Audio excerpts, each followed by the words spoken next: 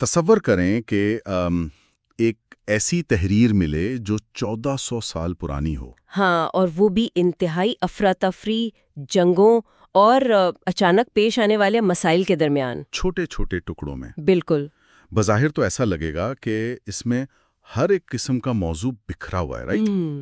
لیکن جب آج کی جدید اسٹرکچرل انالیسز اور سافٹ ویئر اس تحریر کو میپ کرتے ہیں تو دماغ چکرا جاتا ہے۔ واقعی، کیونکہ پتہ چلتا ہے کہ وہ دراصل ایک بے داغ، کامل ادبی اور ریاضیاتی سمٹری میں بنی ہوئی ہے۔ یعنی ایک ایسی سمٹری جسے ڈیزائن کرنا آج کے دور میں بھی کسی عام انسان کے بس کی بات نہیں ہے۔ تو آج اس ڈیپ ڈائیو میں ہم جس تحقیق کی گہرائی میں اتر رہے ہیں وہ قرآن کی سب سے طویل سورہ البقرہ کی اسی حیرت انگیز بلو پرنٹ پر مبنی ہے۔ صحیح کہا، اور ہم اس کے چھپے ہوئے رنگ سٹرکچر کو ڈی کوڈ کریں گے، اور سب سے اہم بات یہ دیکھیں گے کہ یہ قدیم ساخت آج کے نوجوان کی ذہنی کشمکش اور انگزائٹی کا حل کیسے پیش کرتی ہے۔ چلیے ان باتوں کی تہہ میں چلتے ہیں اور اسے کھول کر دیکھتے ہیں۔ اس سے پہلے کہ ہم ان پیچیدہ باتوں میں جائیں، نئے پڑھنے والوں کے لیے اس کا بنیادی خاکہ کیا ہے؟ یہ واقعی ایک مائنڈ بینڈنگ سفر ہے۔ عام طور پر جب کوئی نیا قاری اس طویل سورہ کو پڑھنا شروع کرتا ہے تو اسے لگتا ہے کہ بس احکامات اور واقعات کا ایک ڈھیر ہے۔ ہاں، مطلب ٹاپکس بہت جلدی بدلتے ہیں۔ بالکل، لیکن تحقیق ہمیں بتاتی ہے کہ اس کا ہر لفظ ایک عظیم کائناتی نظام کا حصہ ہے۔ اس سفر کو سمجھنے کے لیے ہمیں سب سے پہلے اس کی بنیاد دیکھنی ہوگی، جو کہ پچھلی سورہ سے جڑی ہے۔ صحیح پکڑا۔ اگر ہم سورہ الفاتحہ کو دیکھیں تو وہ دراصل ایک انتہائی شدت بھری دعا ہے، انسانیت کی طرف سے ایک پکار ہے کہ ہمیں سیدھا راستہ دکھا۔ اچھا۔ اور سورہ البقرہ بالکل اس پکار کے پہلے جواب کے طور پر آتی ہے کہ یہ وہ کتاب ہے جس میں کوئی شک نہیں، ہدایت ہے ان کے لیے جو بچنا چاہتے ہیں۔ یہ پوائنٹ بہت اہم ہے، یعنی فاتحہ ایک ڈیسپریٹ سوال ہے اور بقرہ اس کا ڈیٹیل جواب ہے۔ ہاں، اور جہاں تک نئے پڑھنے والوں کا تعلق ہے، تحقیقی مقالے اس بات پر زور دیتے ہیں کہ یہ سورہ شروع ہوتے ہی انسانیت کو 3 نفسیاتی کیٹیگریز میں تقسیم کر دیتی ہے۔ 3 حصوں میں، وہ کون کون سے ہیں؟ متقین، کفار اور منافقین۔ لیکن انہیں مذہبی لیبلز کے بجائے اگر ہم سائیکولوجیکل آرکیٹائپس کے طور پر دیکھیں تو یہ دراصل انسانی فطرت کی 3 حالتیں ہیں۔ اوکے، مطلب نفسیاتی حالات۔ اسے تھوڑا واضح کریں۔ دیکھیں، ایک وہ لوگ ہیں جو حقیقت کو قبول کر کے خود کو بہتر بنانا چاہتے ہیں، دوسرے وہ جو ضد میں آ کر انکار کرتے ہیں، اور تیسرے وہ جو سمجھ نہیں پاتے اور دوہرے معیار کا شکار ہو جاتے ہیں۔ رائٹ، جو ہپوکریسی والا ایلیمنٹ ہوتا ہے۔ اور ان بنیادی نفسیاتی حالاتوں کو ڈیفائن کرنے کے بعد ہی یہ سورہ معاشرے کے قوانین کی طرف آتی ہے نا؟ بالکل، جیسے روزہ، حج، وراثت، شادی اور طلاق کے احکامات۔ لیکن ان تمام رولز کے درمیان جس چیز کو سب سے زیادہ ہائی لائٹ کیا گیا ہے وہ ہے اس سورہ کا نام، البقرہ، یعنی گائے۔ ہاں، گائے والا واقعہ ہم سب جانتے ہیں، جہاں بنی اسرائیل کو ایک قتل کا سراغ لگانے کے لیے ایک گائے ذبح کرنے کا حکم دیا گیا تھا۔ ہاں، لیکن تحقیق دان بتاتے ہیں کہ اس واقعے میں مرکزی پوائنٹ گائے کا معجزہ ہرگز نہیں ہے۔ تو پھر اصل پوائنٹ کیا تھا؟ مرکزی پوائنٹ دراصل انسانی نفسیات ہے۔ ہاں، اور یہ نفسیات کتنی عجیب ہے۔ جب انہیں ایک سادہ سا حکم ملا کہ گائے ذبح کرو تو بجائے اس کے کہ وہ چپ چاپ عمل کرتے، انہوں نے سوالات کی بوچھار کر دی۔ صحیح بات ہے، کیسی گائے ہو، اس کا رنگ کیا ہو، وہ کام کیا کرتی ہو۔ یہ بالکل ویسا ہی ہے جیسے کوئی ٹرمز اینڈ کنڈیشنز کا لمبا چوڑا ڈاکیومنٹ صرف اس لیے پڑھ رہا ہو تاکہ وہاں سے کوئی لوپ ہول نکال سکے۔ بالکل پرفیکٹ انالوجی ہے۔ مطلب بجائے اس کے جو آسان کام کہا گیا ہے وہ چپ چاپ کر لیا جائے۔ وہ مطلوبہ گائے کا رنگ پوچھ رہے ہیں، اس کی عمر پوچھ رہے ہیں۔ سمپل سی بات تھی، کسی بھی عام گائے کو ذبح کرتے تھے تو حکم پورا ہو جاتا۔ یہاں جو بات سب سے دلچسپ ہے نا، وہ یہ ہے کہ اس ہیلا حوالہ کرنے کے نتیجے میں انہوں نے اپنے اوپر ہی پابندیاں سخت کر دیں، خود کو ہی پھنسا لیا۔ ایگزیکٹلی۔ یہاں سبق یہ نہیں تھا کہ اللہ انہیں مشکل میں ڈالنا چاہتا تھا، سبق یہ تھا کہ کامل اطاعت اور عقیدت کا مطلب کیا ہے۔ رائٹ. جب انسان ضرورت سے زیادہ تجزیہ کرتا ہے، اوور تھنک کرتا ہے اور ہدایت میں سے اپنے مطلب کی چیز نکالنے کی کوشش کرتا ہے تو وہ دراصل اپنے لیے ہی مشکلات پیدا کر رہا ہوتا ہے. واو، یہ تو آج کے دور پر بھی بالکل ٹھیک بیٹھتا ہے. بالکل. اس واقعے کے ذریعے نئے مسلمانوں کو ایک بہت بڑا نفسیاتی سبق دیا جا رہا تھا کہ پچھلی قوموں کی طرح آسان احکامات کو بال کی خال نکال کر خود پر مشکل مت بناؤ. ٹھیک ہے، تو ہم نے انسانی نفسیات کی بات کر لی، لیکن اب آتے ہیں اس ڈیپ ڈائیو کے سب سے حیران کن پہلو کی طرف. جو کہ میری بھی پسندیدہ تحقیق ہے. ہاں، کیونکہ اس سورہ میں گائے کے قصے سے لے کر جنگ اور وراثت کے قوانین تک کا ذکر ہے. کبھی طلاق کی بات ہو رہی ہے، کبھی حج کی. تو ایک عام قاری کو یہ سب انتہائی بکھرا ہوا لگتا ہے. صحیح کہا. بظاہر ایسا لگتا ہے کہ ٹاپکس رینڈملی جمپ کر رہے ہیں. لیکن تحقیق دان جب اس پر جدید اسٹرکچرل انالیسز اپلائی کرتے ہیں تو وہ کہتے ہیں کہ اس بکھراؤ کے پیچھے ایک بے مثال ادبی اور ریاضیاتی ساخت چھپی ہے، جسے رنگ اسٹرکچر کہا جاتا ہے. ذرا اسے واضح کریں، یہ کام کیسے کرتا ہے؟ یہ واقعی اس تحقیق کا سب سے عظیم حصہ ہے. رنگ سٹرکچر ایک ایسی قدیم ادبی تکنیک ہے جہاں شروعاتی حصہ آخری حصے سے جا ملتا ہے. اوکے، مطلب ایک سرکل بن رہا ہے. بالکل. دوسرا حصہ آخری سے پہلے حصے سے ملتا ہے، اور یہ پیٹرن چلتا رہتا ہے جب تک کہ آپ بالکل مرکز یعنی سینٹر میں نہیں آ جاتے. تو اگر اسے اپلائی کریں تو کیا نتیجہ نکلتا ہے؟ اگر ہم سورہ البقرہ کی مکمل 286 آیات پر اس انالیسس کو اپلائی کریں تو یہ سورہ ٹھیک 9 حصوں میں تقسیم ہو جاتی ہے جو ایک پرفیکٹ رنگ بناتی ہیں. تو اس کا مطلب ہے کہ لیئر 1 سیدھا لیئر 9 سے کنیکٹ ہوتی ہے؟ یہ کنیکشنز پریکٹیکلی دکھتے کیسے ہیں؟ سننے والوں کے لیے تھوڑا آسان کریں. جی بالکل. تصور کریں، پہلا حصہ جو آیت 1 سے 20 تک ہے، اس میں ایمان اور کفر کی بنیادیات کا ذکر ہے. اور یہ بالکل آخری یعنی 9ویں حصے کا عکس ہے. 9ویں حصے میں کیا ہے؟ وہاں آیت 284 سے 286 میں پھر سے ایمان اور اللہ کے سامنے پیشی کی بات کی گئی ہے. ہاں، دونوں سرے آپس میں جڑ گئے. اور اندر کی طرف آئیں تو پھر ہم اندر آتے ہیں. دوسرا حصہ جہاں اللہ کی تخلیق اور آدم علیہ السلام کو دیے گئے علم کا ذکر ہے. یہ آخری سے پہلے یعنی 8ویں حصے سے ملتا ہے، جہاں علم کی ہی کوئی اور بات ہو رہی ہے. ہاں، 8ویں حصے میں دنیا کی زندگی، تجارت اور انسانی معاملات کے علم کی بات ہوتی ہے. واو. اور جیسے جیسے ہم مزید اندر زوم ان کرتے ہیں تو تیسرا حصہ آتا ہے. اس میں بنی اسرائیل کا طویل قصہ ہے، انہیں دی گئی نعمتیں اور ان کی غلطیاں. یہ بالکل 7ویں حصے کا عکس ہے. اور 7ویں حصے میں مسلمانوں کی بات ہوتی ہے. بالکل صحیح گیس کیا. 7ویں حصے میں مسلمانوں کو نئے قوانین دیے جا رہے ہیں اور انہیں آنے والی آزمائشوں کے بارے میں خبردار کیا جا رہا ہے کہ وہ پچھلی قوموں کی غلطیاں نہ دہرائیں. کیا بات ہے. اور چوتھا حصہ حضرت ابراہیم کے امتحان اور کعبہ کی تعمیر پر مبنی ہے، جو چھٹے حصے سے جڑتا ہے، جہاں مسلمانوں کے امتحان اور صفا و مروہ کی بات ہوتی ہے. رکیں، اگر یہ سب باہر سے اندر کی طرف سیمیٹری میں آتی جا رہی ہیں تو اس سب کے بالکل سینٹر میں کیا ہے؟ وہ کون سی آیات ہے جو اس پوری عمارت کا مرکز ہے؟ ان تمام حلقوں کے بالکل مرکز میں یعنی 5ویں حصے میں قبلہ کی تبدیلی کا حکم ہے. قبلہ کی تبدیلی یعنی مسلمانوں کا اپنا رخ بیت المقدس سے بدل کر کعبہ کی طرف کرنے کا حکم. ایگزیکٹلی. یہی وہ ٹرننگ پوائنٹ ہے. لیکن یہ اتنا اہم کیوں ہے کہ اسے پوری سورہ کا سینٹر بنایا گیا؟ کیونکہ یہ صرف رخ بدلنے کی بات نہیں تھی، یہ ایک نئی امہ، ایک نئی پہچان کے آغاز کا مرکز تھا. اس پوائنٹ پر مسلمان ایک الگ قوم کے طور پر سامنے آئے. رائٹ، ایک آئیڈینٹی بن گئی. ہاں، اور اس تبدیلی کے ارد گرد پوری سورہ کا ڈیزائن گھومتا ہے.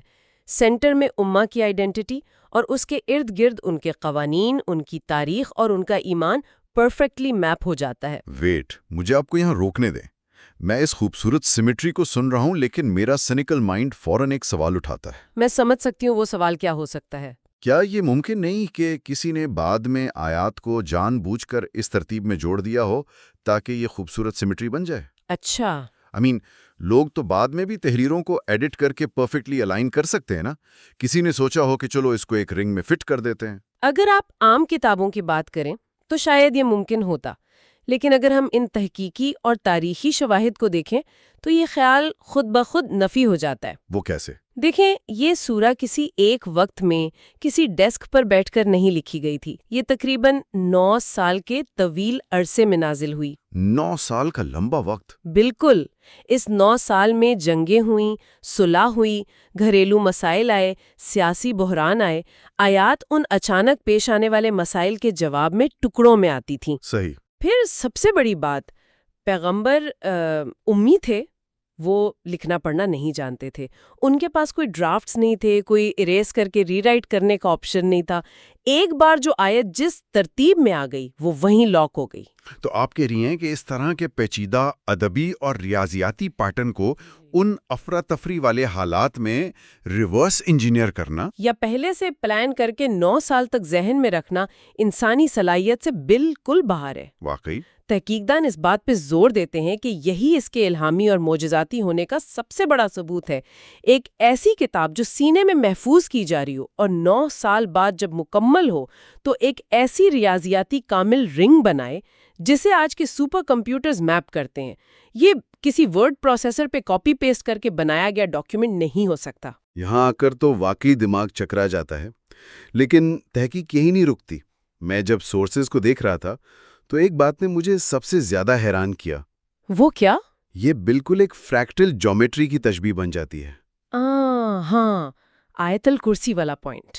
بالکل، جیسا کہ فریکٹل آرٹ میں ہوتا ہے، جہاں انسان جتنا بھی زوم ان کرتا جائے وہی بے داغ اور بہترین پیٹرن اندر بھی انفینٹی تک چلتا رہتا ہے۔ ہاں، یہ واقعی فریکٹل جیومیٹری کی ایک بہترین اور بہت ہی سٹیک مثال ہے۔ اگر اس پوری سورہ کا میکرو سٹرکچر ایک رنگ ہے تو جب ہم اس کے مائکرو لیول پر آتے ہیں تو ہمیں آیت الکرسی ملتی ہے، آیت 255، اور وہاں کچھ اور ہی چل رہا ہے، رائٹ؟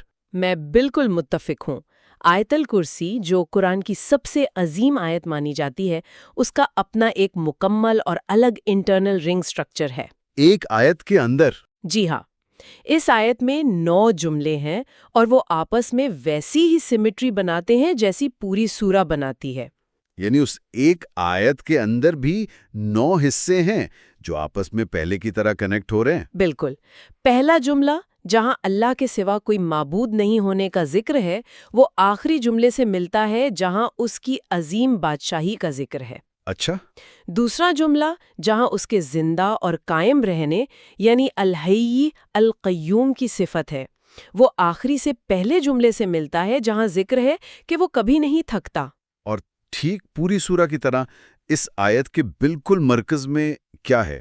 5ویں جملے میں وہاں لکھا ہے، کون ہے جو اس کی اجازت کے بغیر سفارش کر سکے؟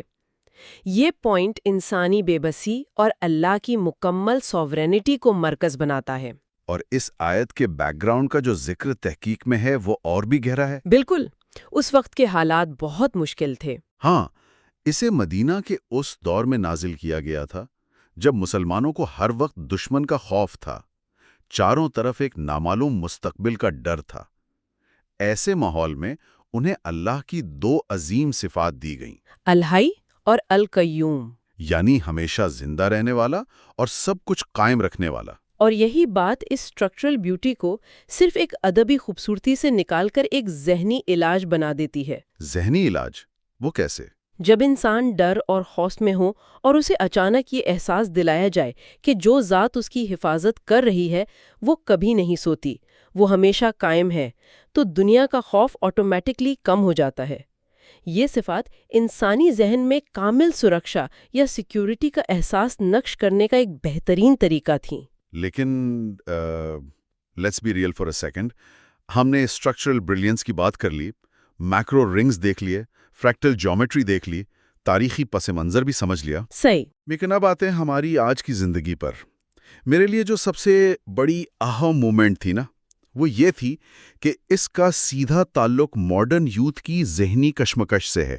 وہ تو ہے۔ ایک نوجوان جو اس وقت ایگزام کے سٹریس میں ہے، سوسائٹی کی ایکسپیکٹیشنز کے بوجھ تلے دبا ہوا ہے، اسے اگلے دن جاب انٹرویو دینا ہے اور وہ ڈر رہا ہے۔ رائٹ، اینگزائٹی عرف عام ہے آج کل۔ تو وہ اس 1400 سال پرانی رنگ سٹرکچر اور ان فلسفیانہ صفات سے اپنی زندگی کیسے آسان بنائیں؟